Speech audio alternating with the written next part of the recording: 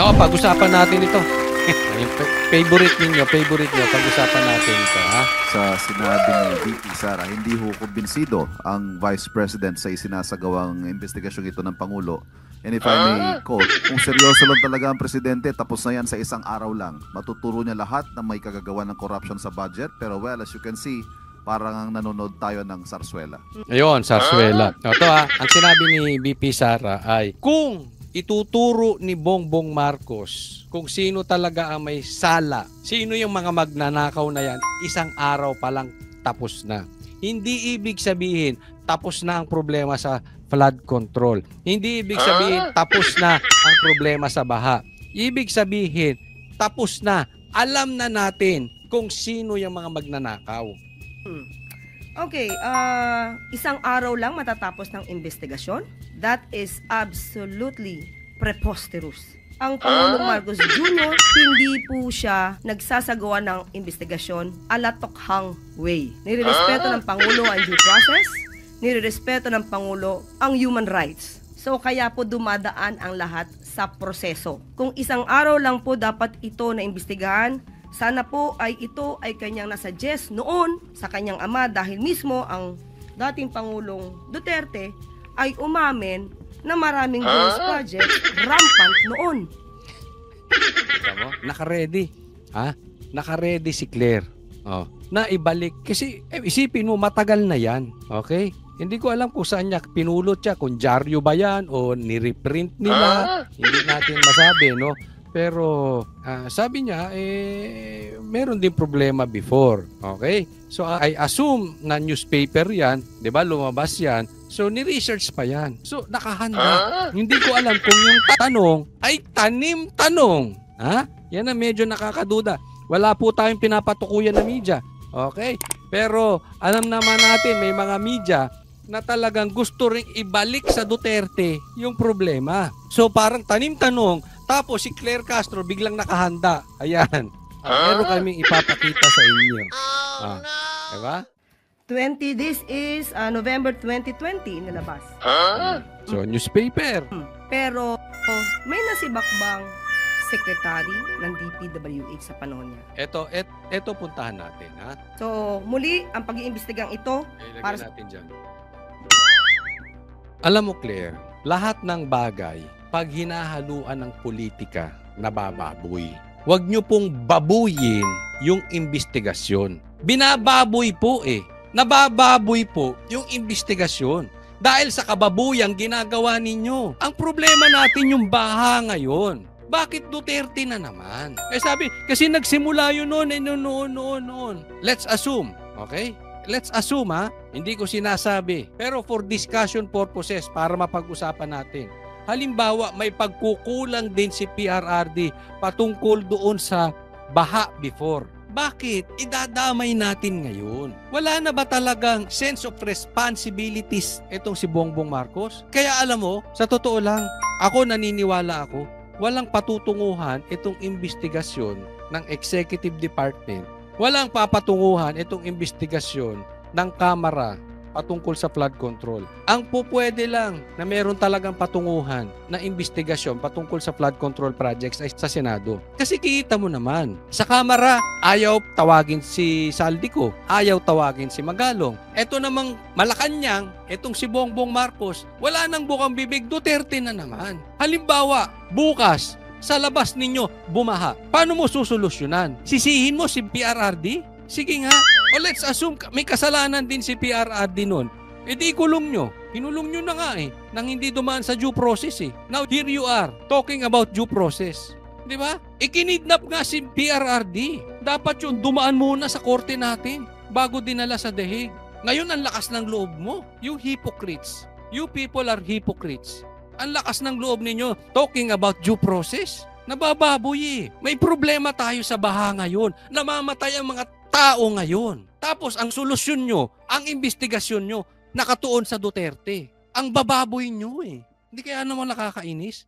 Ang bababoy. Ang bababoy ng investigasyon na ginagawa nyo. Paano magkakaroon ng solusyon dyan? Balikan ko yung halimbawa. Bukas, paglabas ko sa bahay ko, may baha. Ano nga asahan ko? tawag ako sa inyo, ano sasagot nyo sa akin? 2016 pa nagsimula yan, kasalanan niya ni PRR. Pambihira kayo, may baha sa harapan ko.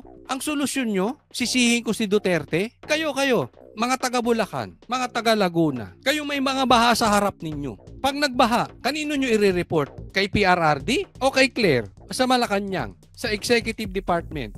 Baka sabihin sa inyo, ang reklamo ninyo, 2016 pa yan. Kasalanan ni PRRD yan, reklamo kayo ng reklamo, mga animal kayo.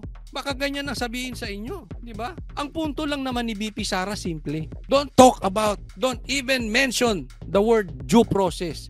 Dahil since naupo si Bongbong Marcos, nawala na po ang due process sa Pilipinas. Ang gusto lang ni BP Sara, kung papangalanan mo yung mga yan, since ang laki-laki ng confidential funds ninyo, dapat ginagamit ninyo sa mga investigasyon. Yung confidential funds na sinisisi nyo kay BP Sara, ay mas malaki ang confidential funds ni Marcos. Ilan? 10 times? 100 times? Than the confidential funds of BP Sara? Or 1,000 times? I'm asking you, ilang ulit ang confidential funds ni Marcos? Tapos hindi kayo makapagturo? Dahil duwag ka, Marcos. Hindi mo kayang ituro sila Saldico. Hindi mo kayang ituro yung pinsan mo. Ang dali naman eh. But si PRRD, naglabas siya ng mga adik. Ang balita nga namin, nasa listahan ka eh. Di ba? Di umano. Let's go straight to the point. Ngayon wala kang mapangalanan? Gusto mo sila magpangalan? Dahil duwag ka. Yan po ang punto ni BP Sara.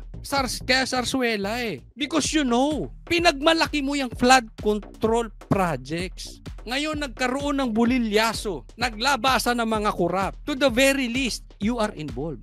Directly or indirectly. But kung hindi ka involved directly, nadamay ka lang since you are being the leader, huwag ka namang duwag. Turo mo. Dahil alam mo yan. Pwede namang ituro mo eh. Pwede namang pangalanan mo eh. Then saka mo padaanin sa due process. Hindi mo naman ikukulong basta-basta eh. Basta according to my intel, eto sila oh. Eto, dito napunta yung confidential funds. Pwedeng ganun. Being the president, I did my job. Nag-research ako. Eto sila. Imbestigahan nyo yan. Claire, huwag mong itago yung kaduwagan ng boss mo. Responsibilidad niya yun eh. Tapos gusto nyo magpangalan sila Magalong o kung sino-sino. Diba? Let's go straight to the point. Tatanungin ko na rin po kayo mga manonood. Anong silbi ni Bongbong Marcos dyan? Nauubos na pera ng Pilipinas, nababaon na tayo sa utang. Tapos hindi mo makapagpangalan. Then magtatago kayo sa due process. Hindi nyo pinadadaan sa due process. Kung gusto ninyo, may mga bagay hindi nyo pinadadaan sa... Yung ginawa nyo sa KOJC, dumaan ba sa tamang due process? Yung ginawa nyo kay PRRD, dumaan ba sa due process? Mga duwag kayo, nagtatago lang kayo. Kaya nabababoy eh. Please lang. Kung duwag kayong mag-imbestiga at duwag kayong magpangalan, huwag nyo nang babuyin yung investigasyon ng ibang tao. Huwag nyo nang ilihis. Huwag na sa Duterte. Ngayon ang baha eh. Yung nalulunod dun sa baha, anong sasabihin ninyo? Sisihin si PRRD. Ang bababoy ng mga para-paraan nyo eh. Nakakainis. Next topic po tayo. Eto, merong bagong pinagmamalaking optics ng Malacanang. Puro kayo. Optics.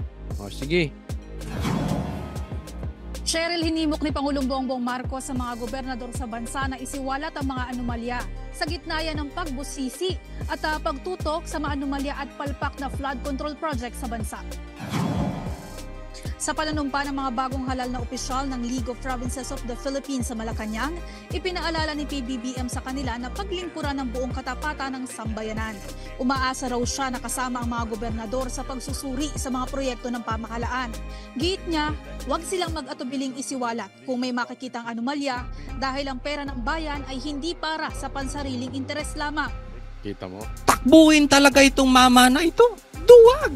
Takbuhin! Sinong gusto niyang magsiwalat? Yung mga gobernador. Ikaw, Marcos, wala kang alam? Hindi mo alam kung sino-sino yung mga yan? Ang gusto mo magsisiwalat yung mga gobernador?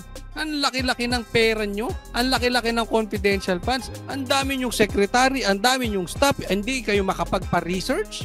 Ang dami nyong abogado? Andiyan pa si Claire na nagtatanggol sa inyo? Ang gusto nyo magsiwalat? Mga gobernador? Wala talaga. Sabi ko, walang kwenta tong tao na ito. Laging nakatago. Iwas pusoy. Alam mo yung mga taong iwas pusoy? Dapat yan sa opisina ka. Oo. Doon ka sa opisina, no, magsekretary ka, hindi sekretary ng kumpanya, hindi sekretary ng Malacanang. Mag-opisina ka, yung 8 to 5 job. Kasi iwas pusoy ka eh. Kasi duwag ka. Huwag ka dyan sa public office. Sa public office, hindi pwedeng duwag. Sa public office, hindi laging pwedeng iwas pusoy. Especially presidente ka. Kaya ka na naman. May hinihikayat ka na namang iba. Another optics, di ba? Pinagmalaki niya yung flood control. Nung sumabit, sabi pa niya hindi nawawala ang flood control. Na-overwhelmed lang. Katanga. Hindi siya yung tanga. Katanga nung Katanga nung explanation, na-overwhelm. Ayun talaga yun. Ang baha talaga ma-overwhelm ka kung hindi ka magkakaroon ng flood control project. Nawawala nga. Ngayon, sinasabi nyo na rin, may anomalya dyan sa flood control. Asan na yung sinasabi mong hindi nawawala, na-overwhelm? Ngayon naman, tinuturo mo sa mga gobernador. Wala talagang silbi tong mama na ito.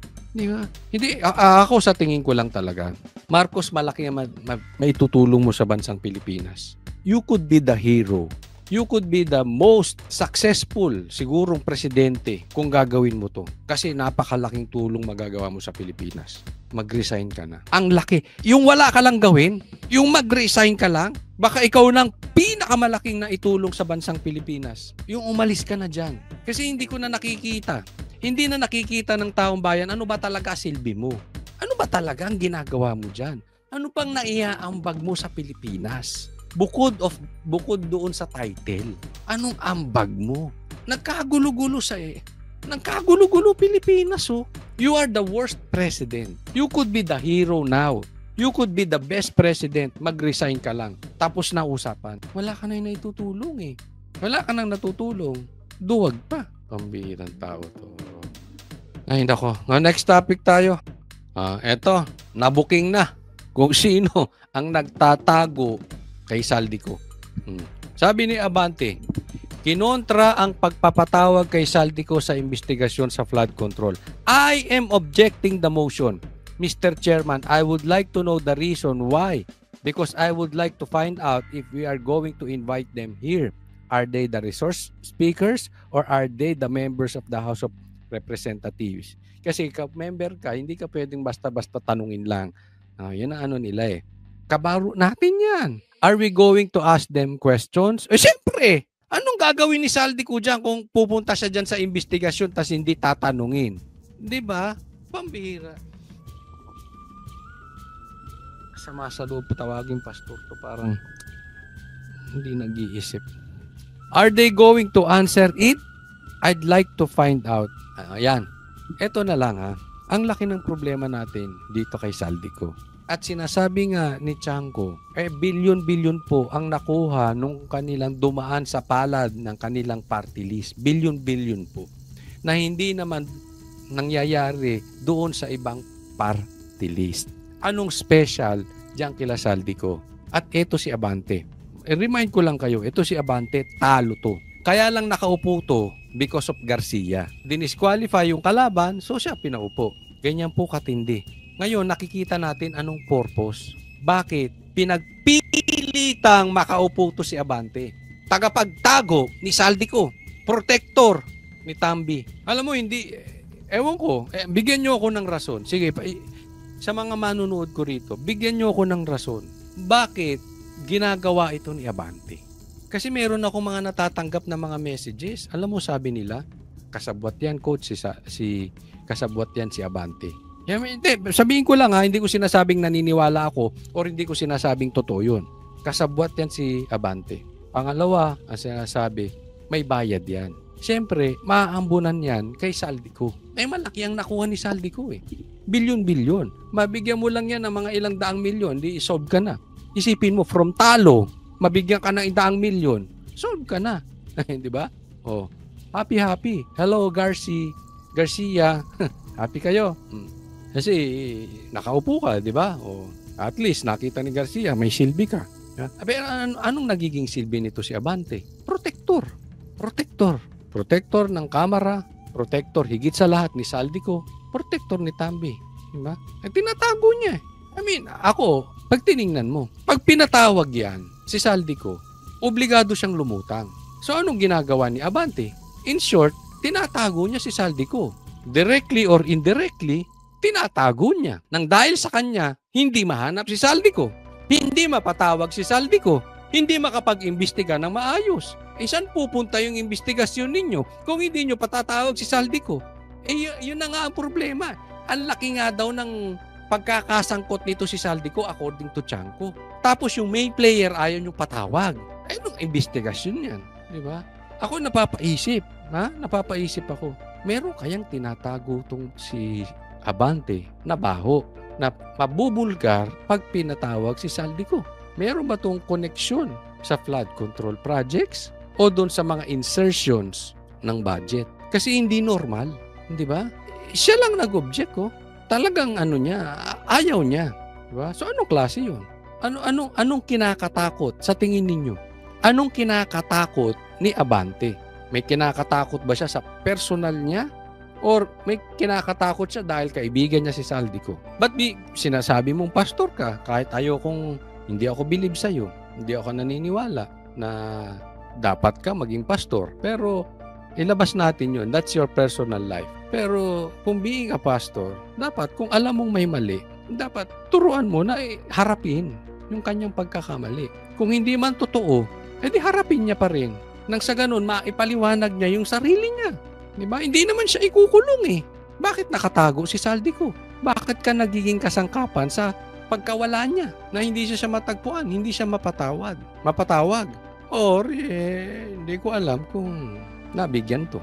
Hindi ko po kayo pinagbibintangan. Pero hindi po malayo sa pangyayari yun. Napaka-unusual ng galawan ninyo. Remind lang kita, sir, talo ka na eh. Talo ka. And yet, nakaupo ka. Sana naman, yung posisyon mo magamit ng Diyos sa tamang paraan. Hindi magamit sa kasamaan. Binigyan ka na ng chance eh. Yan pa ginagawa mo. Alam mo yung sinasabi ko. Pastor ka eh. Di ba? Huwag mong sayangin yung pagkakataong binigay sa'yo. Huwag mong sayangin yung second chance mo. Remember, talo ka. Eto, simulan po natin. Magalong. Tinutokso. Ang mga protektor ng mga flood control at anomalyang sa budgetan. Hindi kinailan ni Mayor Magalong na mas komportable siyang magbigay linaw sa House of Representatives. Ayon sa alkalde, bagamat marami ang nag-advise na sa Senado na lamang siya dumalo, mas nakikita niyang mas makabubuti na humarap sa Kamara. Alam mo, marami nagsasabi sa akin na nag-advise sa akin na pag sakaling nagkaroon ng hearing, doon na lang ako sa Senate pupunta. Pero alam mo, sabi ko nga na hindi ako gaano makakapag-articulate yan sa Senate kasi friendly forces yun eh.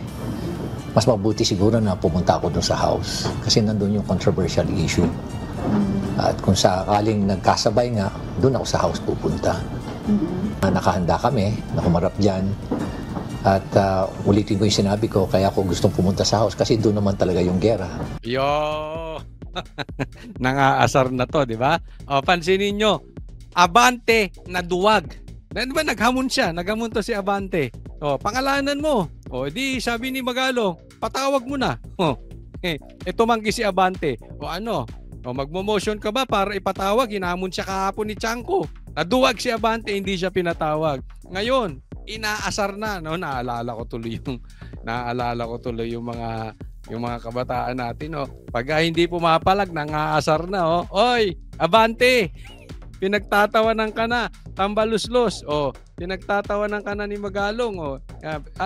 Ayaw niya sa Senado kasi friendly daw doon. Mababait ang tao doon. At saka, nandiyan ang gera.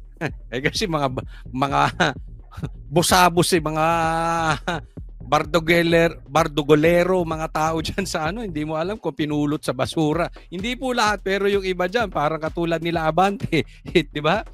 Sa bagay, si Abante matapang yan pag vlogger ang kaharap. Pero pag politiko, wala, duwag din yan. Hanggang vlogger lang yan. But anyway, andoon ang totoong gera. Sinasabi na ni Magalong, ito hinto ha, andoon ang kontrobersya. Sinasabi niya. Ibig sabihin, andyan ang magnanakaw. Ibig sabihin, andyan ang mga kurap. Ibig sabihin, andyan yung mga ghost contractor, ghost project na mga contractor. Andyan. Ang problema talaga ng bansang Pilipinas, nandyan po sa Kamara. sa mga congressman. Hindi po nila lahat. May mga matitinong congressman dyan katulad nila Pulong.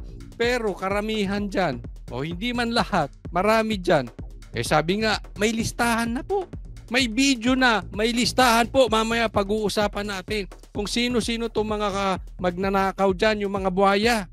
Kaya kung saan ang gera, doon kami dapat pumunta. Iginit pa niya na mas makakapag-articulate siya sa House kung saan Ayan, no? Gusto kong makikita nyo yan. Ito yung mga protector ni Saldico. Yan yung mga pag-articulate siya sa House kung saan ayan. nakapaloob. Ito, yung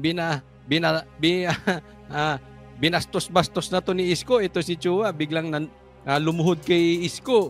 Ito, Ang mga mainit na usapin. Ay, si Suarez, nako. Suarez, may tanong ako sa'yo. May connection ka kay Saldico? Hindi, nagtatanong lang ha. Nagtatanong kasi may mga naglalabasan sa Facebook di ba? Oo, yung party list ni Saldico may connect.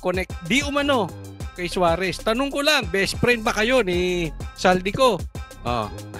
Tatanong ko lang ha. Ayan. Ito yung mga matitinong, mga taga-taon. Kaugnay nito, nilinaw ni Magalong na hanggang ngayon ay wala pa siyang natatanggap na formal na impormasyon mula sa Malacanang. Ano, puro kayo porma. Isa ka pa, Bongbong Marcos, puro kayo porma.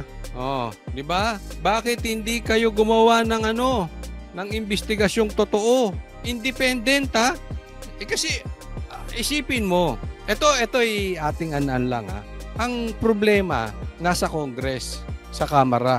Tapos naggawa sila ng investigasyon doon, parang loko-loko. Di sila yun.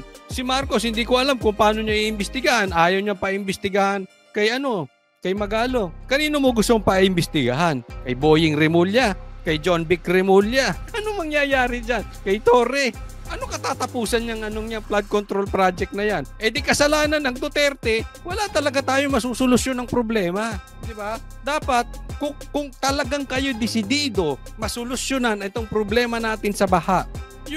Kasi, alam mo, sa Pilipinas, may mga bagay na kaya mong itago. Pero ang napili ninyo, pagkuhanan ng kurakot, baha, hindi nyo maitatago yan. Wala po tayong lokohan dyan. Makikita yan. Isipin mo, ang binabaha, Quezon City. Ang binabaha, Maynila. Ang binabaha, Bulacan. Mag-iimbestiga kayo sa Davao. Para kayong loko-loko nun. Diba? Para kayong tanga nun. Diba? Hindi mo pwede itago. Kontento tao sa Davao Masaya sila dun. Ba't nyo ginagambala? Puntahan nyo yung mga problema. Partikular dito ang issue ng pagkakasama umano niya sa isang independent commission na siyang magsisilbing investigador. Very receptive siya. At the same time, talagang good listener siya. Nakikinig siya talaga. At na-impress naman ako dun sa kanyang determinasyon at conviction. At the same time, yung kanyang commitment talagang i-address talaga itong corruption na nangyayari, especially sa infrastructure projects. Hindi ko alam kung yun ang nagkaroon ng impression sa kanya, kaya niya ako siguro kinukonsider dyan sa commission. I haven't received anything yet at the moment. Hindi ko rin alam kung kasama ako dyan sa commission na yan. Subalit, naniniwala ang alkalde na makakatulong ng malaki ang pagbuo ng isang independent commission upang mawala ang anumang pagdududa sa kakalabasang resulta. Ayon kay Magalong, kung mga credible at kilalang individual ang mamumuno dito, mas maniniwala ang publiko sa magiging rekomendasyon ng grupo.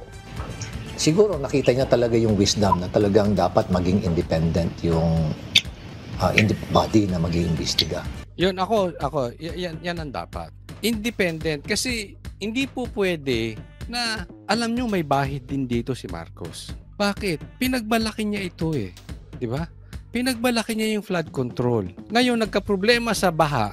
Tila ang kanyang exit lang ay manisi ng ibang tao. Pero tatandaan mo, Marcos, sino bang pumirma? Sino bang pumirma ng mga budgetan yan? Sino bang nag-agree? Sino bang nagmalaki? Ikaw ang nagmalaki Ikaw, alam mo, being a leader, pagka pumalpak yung grupo mo, hindi ka naghahanap ng ituturo. May pagkakamali ka doon, directly or indirectly. May pagkakamali ka, may pagkukulang ka. So, hindi dapat magpalusot dito si Bongbong Marcos. At hindi niya dapat kukuha siya na mag-iimbestiga na hindi independent. Alam mo, kalokohan lahat ito. Dediretsohin ko po kayo. Kung walang mapaparusahan, walang mananagot dito ng mga congressman, kung puro lang kontraktor, Not even DPWH. Yes, may mga kasalanan yung contractor. Yes, may mga kasalanan yung DPWH. But as for me, ang talagang demonyo dyan, yung talagang hari ng kalokohan dyan, ay yung mga politiko. So kung puro yung mga secondary, second tier, third tier, dapat yung first level, yan talaga ang malaking kinita, yan ang mga kinamkam. Kung walang makukulong na ganon, or walang mapaparusahan, or walang mapapanagot na ganon, lokohan lang. At worst, kung dadalhin nyo na naman sa Duterte, wag nyo pong babuyin, ha? Mag-imbestiga kayo nung talagang kung saan may problema sa baha. Tigilan nyo muna ng politika. Naintindihan niya siguro para magkaroon talaga ng credibility. Yun kasi ang magiging issue dyan kung sakasakali man na may bias yung mag-iimbestiga eh. Siyempre, yun ang unang titignan ng mga tao. Pero kung independent na alam naman nila na ang nag-head o yung mga members niyan are credible and reputable people, and at the same time they are well-distinguished individuals, then walang kaduda-duda na tatanggapin ng tao yung resulta ng investigasyon. Yun yung sinasabi natin, di ba? Kung independent, tapos yung mga taong mag-iimbestiga ay credible. Yung pinakita ko kaninang mga congressman, isipin mo, doon pa na lang eh. May conflict of interest, iimbestigahan mo yung mga kabaro mo. Hindi maganda. Diba? Pangalawa, credible ba yun? Kasi ang usapin dito, hindi yung makapag-imbestiga ka lang. Yung may mema lang, may masabi lang na nag-imbestiga.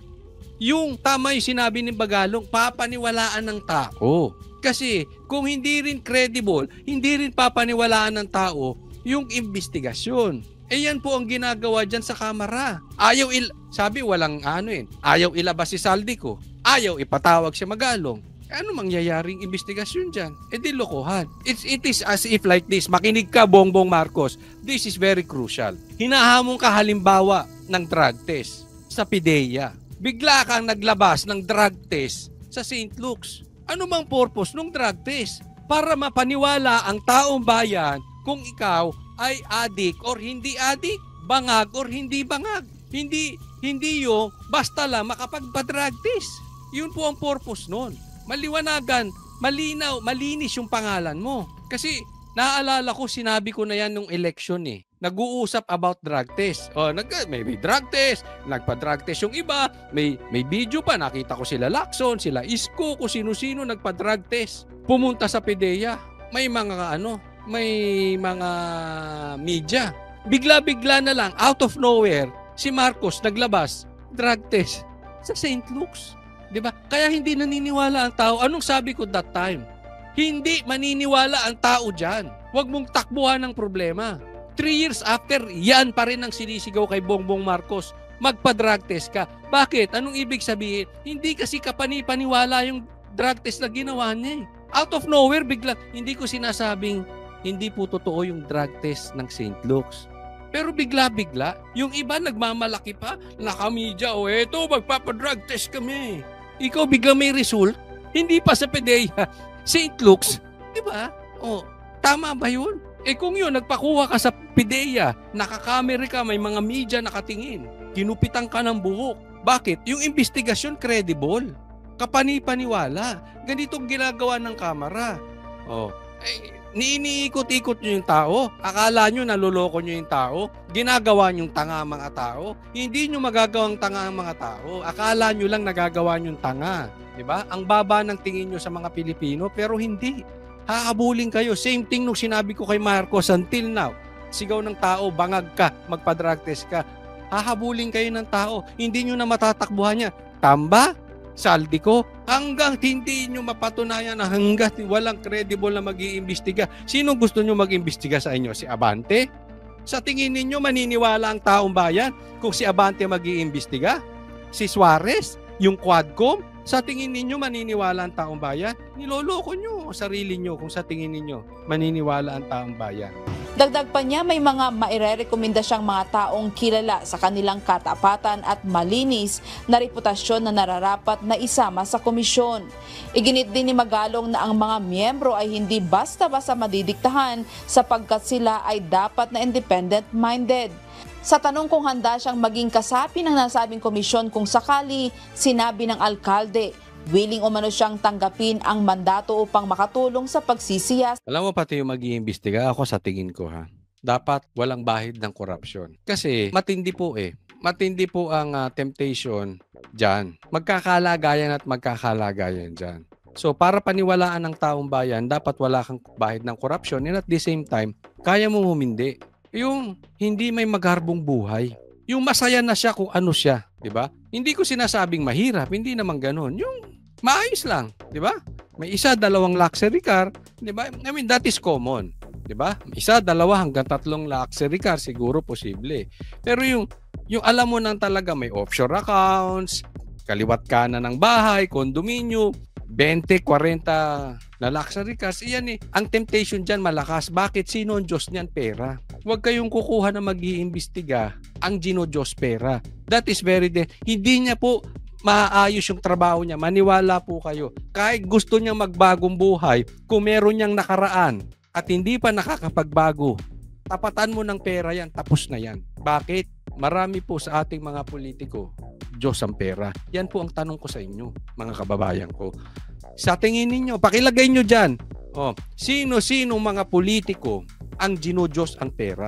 Yung pagdating sa nanginginig ang tuhod, lahat gagawin. Basta may katapat na presyo. Sige, pakilagay nyo dyan. Pakilagay nyo dyan sa comment section. Pero wag nyo na rin pong kalimutan. Paalala lang din. Mag-subscribe kayo. Okay, diretso. Hindi lamang sa flood control, kundi sa lahat ng iba pang infrastructure projects na may anomalya. Aminado ang alkalde na mabigat ang trabaho ng isang komisyon, subalit nakahanda siyang gampanan ito kung ito ang kakailanganin ng bayan. Grace. Ayan, sana seryosohin this time ni Marcos, pero palagay ko hindi. This is my opinion. Dawit si Marcos dito. Hindi po pwedeng hindi mananagot din si BBM dito. Meron siyang again, ulitin ko, meron siyang kasalanan dito, directly or indirectly.